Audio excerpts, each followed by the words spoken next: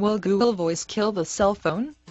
By TCAT Hauser, www.trcb.me/tcat.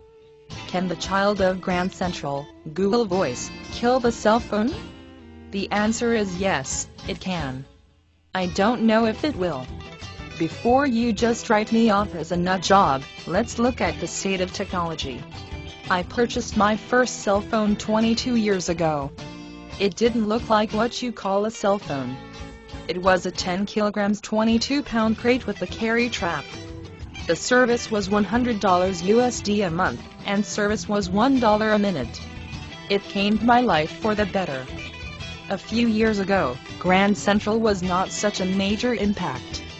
Having only one voicemail and phone number to manage didn't make a big change for me since I used call forwarding 72/73 to accomplish the same tasks. Getting my voicemails by MP3 attachments and email is nice. And not the other application my first cell was. Google bought Grand Central. That integrated my stuff a little more. It is now Google Voice. I may never get another cell phone again. Very sweet. Your article could be in this broadcast. Visit trcb.com to find out how. Wi-Fi is getting more coverage. The price of Wi-Fi is moving down, towards free. Some airports offer it for free now.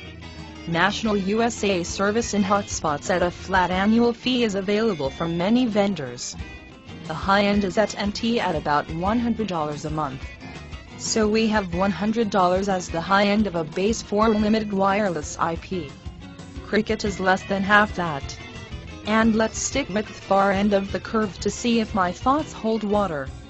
Okay. The next item would be a netbook. Spawned from the one laptop per child idea, netbooks are taking the world by storm. Less than $500 gets you a 1 kilo computer. That gives you a loud-based computer that is only missing your home. Please don't tell me about Skype or other VoIP homes. It practically alpha and beta tests for a living. The restrictions I have discovered using alien IP addresses, loads of international travel, have seen services become something I cannot pay because of a ton of reasons. In the end, I don't have to pay for a service that costs $0. Or if Google is billing me the penny or two a minute for an international call, it comes from what I have already set up in the USA. Ops. Back to the netbook. Today, you couldn't give me one. Toamic wait for 2 little operational hours. And my cell phone goes all day and night without recharging. The reason is most cell phones today have an ARM CPU. Non-geeks may not know what an ARM CPU is. It's a brand, not AMD, not Intel, not IBM, etc.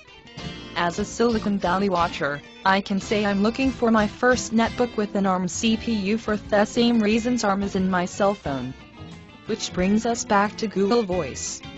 A netbook that will let me see my voicemail transcribed as an email, from one number, which lets me call back free to US phone numbers, in addition to the other LD features of Grand Central, which I manage by putting a Bluetooth adapter in the ARM netbook's USB port so my headset is whispering in my ear when I cannot read my netbook. I think I have arrived at me next L phone 22 years later. You will know that is true for me when you see I actually have a published phone number. TCAT Hauser is a trainer in information technology as well as assisting people understand the most complex computer, the human brain. This necessitates his being a professional road warrior. As a certified technical trainer and subject matter expert SME at trcb.com, it can be difficult to figure out what TCAT is currently researching. Help me please. I am number 2 on Twitter in Mexico. Can you help to become number 1 on Twitter by following me on Twitter? Follow me Twitter.